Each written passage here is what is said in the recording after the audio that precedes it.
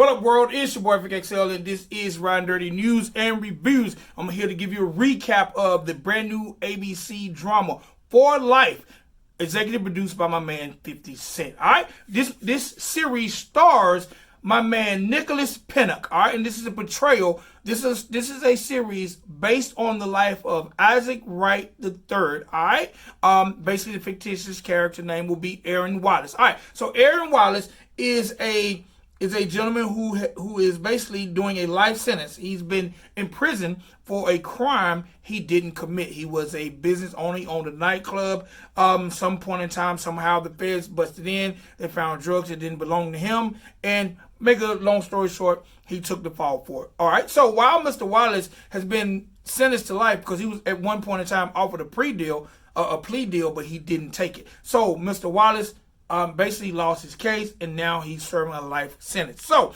this story is basically about him, and number one, he becomes a lawyer while he's incarcerated. All right, and not only does he become a lawyer and pass the bar, but he is now legitimating cases by prisoners or people that are locked up with him. So he's definitely helping them to overturn the wrongs in their cases, all while fighting to somehow overturn his life sentence. All right, so this is going to be a real good one, folks, because not only is he going to help people get free, but he's trying to free himself as well by uncovering a lot of things that are wrong in the judicial system. All right, so episode 1 basically introduces all the main players in the story. Like I said, Aaron Wallace, his daughter, his wife, who he definitely left behind. Basically, he has a wife who's definitely, she's got one foot in, one foot out. And what I mean by that is, she comes to visit him on the regular, but she's kind of moved on with her life. But in moving on, she's now dating his best friend, or his best friend is now her boyfriend. So that's definitely not a good look. But I think the reason she's doing it because she definitely tells him, like, had you took the plea deal, I would have waited for you. I would have waited for you, and I would be here now. So I moved on, but I don't think she's moved on to the point where she's in love. She's definitely got someone that I think that she, at the drop of a dime, will leave him for if Aaron does find himself free. All right, Aaron also has a teenage daughter who appears to be maybe a junior or senior in high school. He's wondering why she hasn't been coming to visit him.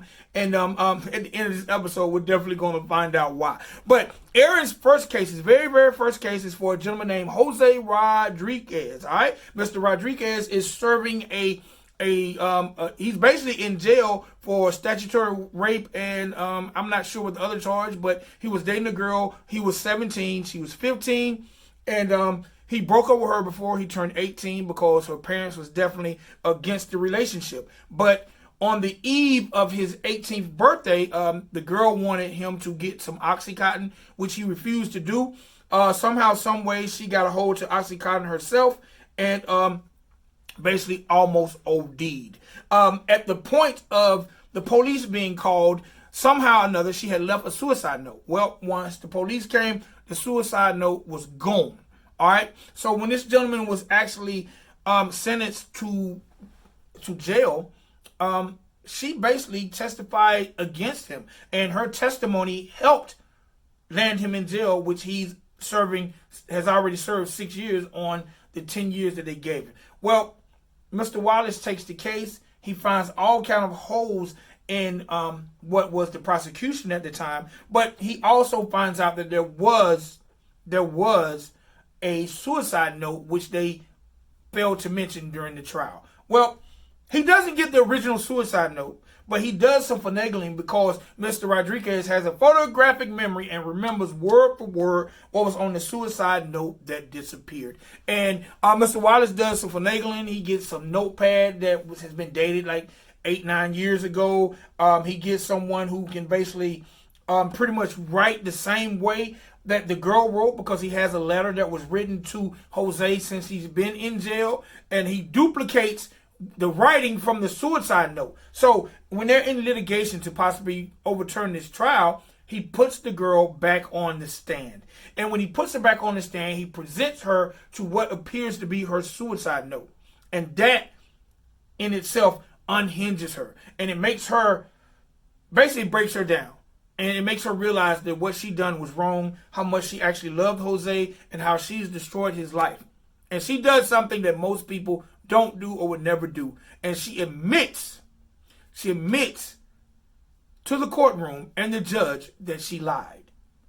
She admitted that her parents destroyed the suicide note, that's why it was never found, and that she lied, and her testimony basically led to Jose Rodriguez being incarcerated for 6 years, but it was untrue. Okay? Basically, and the reason she lied, because her parents didn't like Jose. They were completely against the relationship, and I don't think it really mattered about his age.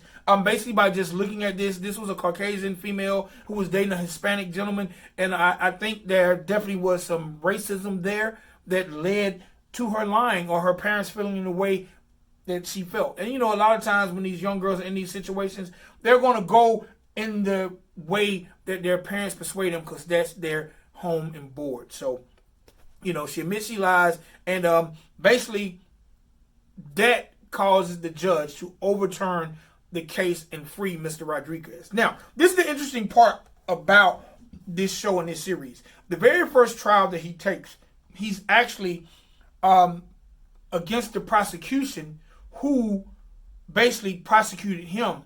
Mr. Wallace is basically up against the prosecutor that led him to his life sentence. So he definitely has an extra chip on his shoulder. Also, for those who are going to be watching this series, y'all definitely watch the dynamics between Aaron Wallace and the warden, because the warden is definitely, she's definitely a free thinker, and she's definitely trying to change the way the judicial system is looked upon, as well as the prison system. So she definitely seemed like a warden, but she definitely seems like the type that's all in when it comes to prison reform and a lot of things. So definitely look at this weird relationship and the dynamics to how this thing going. Now, she's telling Aaron that she definitely wants him to back off some of his stances, but Aaron at the end of the show is met with some news that he wasn't prepared for, and that is that his teenage daughter is now pregnant. All right, so that leads Aaron to definitely dig his feet in the ground, and definitely is going to make him fight even harder for his freedom.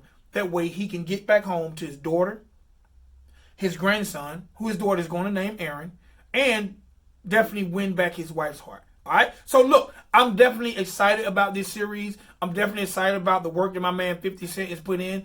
One time for Nicholas Panak and ABC. Thank you for picking it up. And everybody, y'all definitely join me once a week on this journey as we take you guys on a recap ride for Life, the ABC series, executive produced by 50 Cent. All right. It's your boy Vic XL. This is Riding Dirty News and Reviews. We'll be back